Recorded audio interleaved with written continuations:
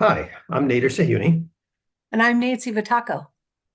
We're here today for the second session of our program on social skills for student leaders. Hope you found last week's role play helpful, or actually last time's session helpful. I don't know how long ago you did it, but like I said last time, the first two or three of these are relatively easy. Then it's going to get a little bit more challenging. Last time, we talked about the skill of initiating a conversation with someone that we didn't know.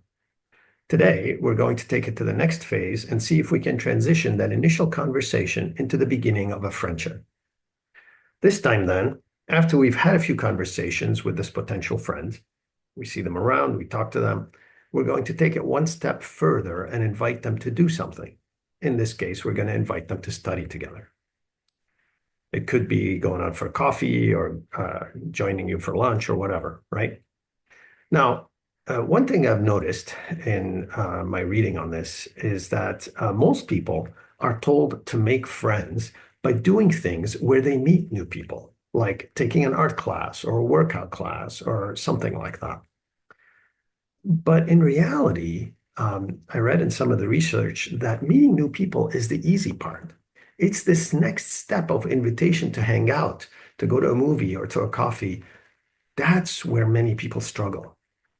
And this is the critical point where things can start happening in a friendship. Yeah, that's the step we're going to work on today. Nader, you're going to be speaker one. I'll be speaker two. You'll be coming in as a student into a lecture hall and finding an empty seat. I'll be the student you sit next to. I'll take the initiative in two steps. First, I'm going to get the conversation going on a topic, a common topic, like last time. Second, I'll share something about myself to test the waters.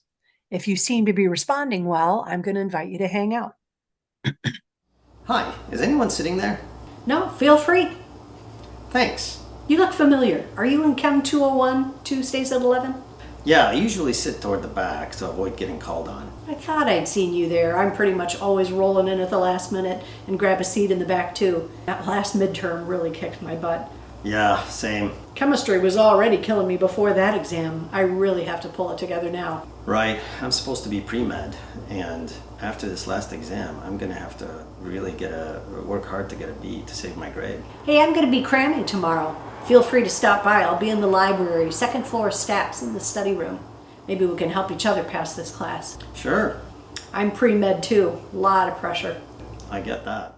So let's recap this. I brought attention to our shared class and I commented on how I'm doing in the class. Making a comment about an area of minor struggle is disarming and it makes the other person feel a little safer. After I sensed that Nader was receptive because he responded and shared a similar concern, it provided a good segue to offer the invitation to study together.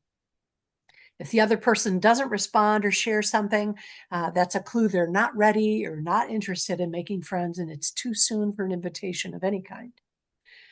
The Apostle Paul talks about the qualities of relationships that God wants for us in Colossians 3:12. Therefore, clothe yourselves with compassion, kindness, humility, gentleness, and patience. Hopefully, you see how we modeled that verse in the form of a genuine connection based on humility, kindness, and patience. Notice I didn't push hard. I was gentle in my approach and I expressed a level of humility that made it easy for the other person to feel welcome. You know, Nancy, you make it sound so easy. I personally would be really anxious about taking this step to ask them to study together, mainly because I'm afraid of rejection. Well, you're not the only one. We all feel that to some extent. And I think the key here, though, is to recognize we want to form friendships with the purpose of showing love like Jesus did. And love includes taking some risks, sometimes experiencing rejection. That's okay. If it does happen, it's an opportunity for us to grow more resilient and rely on Jesus to lead us. Okay, thank you, Nancy. So now it's going to be your turn. Go ahead and pair up. Let's review the tools available to us first. Number one, you can point to something you have in common with the other person that you're hoping to strike the conversation with. Number two, you can share something about you. And if the response feels positive, you can extend an invitation. That's number three.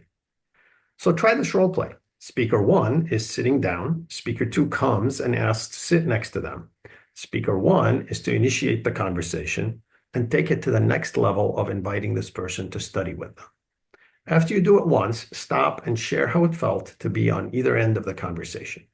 Then switch roles and do it again.